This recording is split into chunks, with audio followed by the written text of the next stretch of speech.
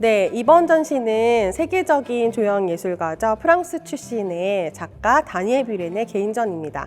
특별히 이번 전시는 그 국내 국공립미술관에선 최초로 개최되는 다니엘 뷰렌의 개인전인데요.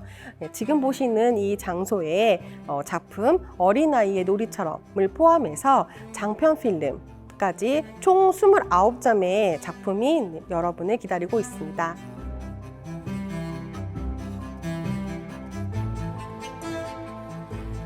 Et maintenant, le titre, est bien sûr, qui est comme un jeu d'enfant, signifie que c'est très simple, comme un jeu d'enfant. Ça prend l'idée d'un des jeux les plus mondialement diffusés dans le monde pour les enfants.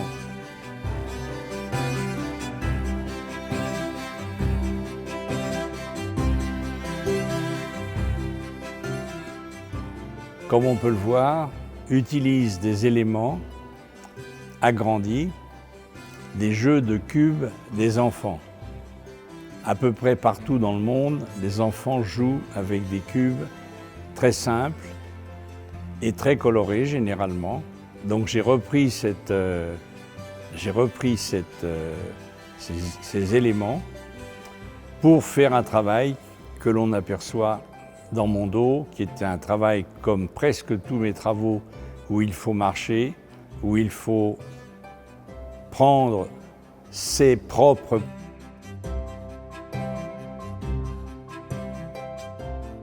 Les gens sont complètement libres de voir de la manière qu'ils veulent, en partant des choses toutes blanches ou bien dans les choses colorées, et de faire des allers-retours dans ce dispositif.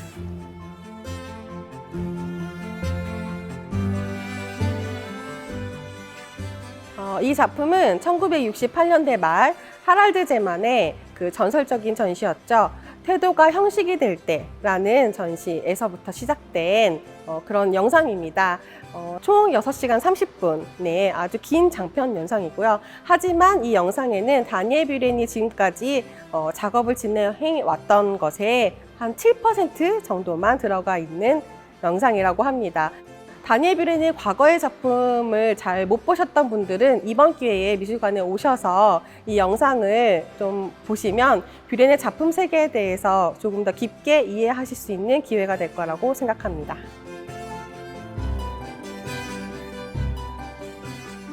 다니엘 뷰렌은 작품과 작품이 놓여져 있는 공간의 관계성에 주목하는 작가로 굉장히 유명한데요. 특히 다니엘 뷰렌의 트레이드마크인 폭 8.7cm의 세로형 줄무늬는 다니엘 뷰렌이 공간을 어떻게 확장시키고 어떻게 집약적으로 축소시켜서 집중하게 하는지 도움을 주는 아주 중요한 도구입니다. 그래서 다니엘 뷰렌은 이 그 세로형 줄무늬를 시각적 도구라고 명명하기도 합니다.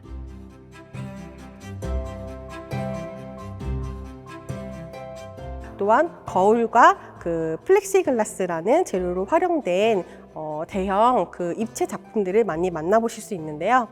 이번 전시를 통해서 다니엘 뷰렌이 공간을 어떻게 활용하고 공간감을 어떤 느낌으로 여러분께 선사를 하고자 원하는지 한번 유추해 보시면서 관람하시면 좋을 것 같습니다.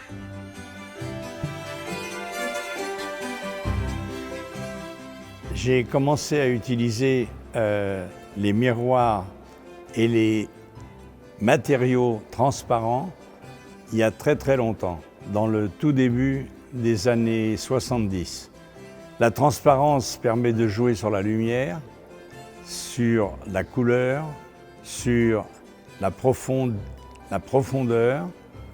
Et le miroir, quant à lui, peut donner la vision lorsqu'on est frontalement en face d'un miroir de tout ce qui se passe dans votre dos.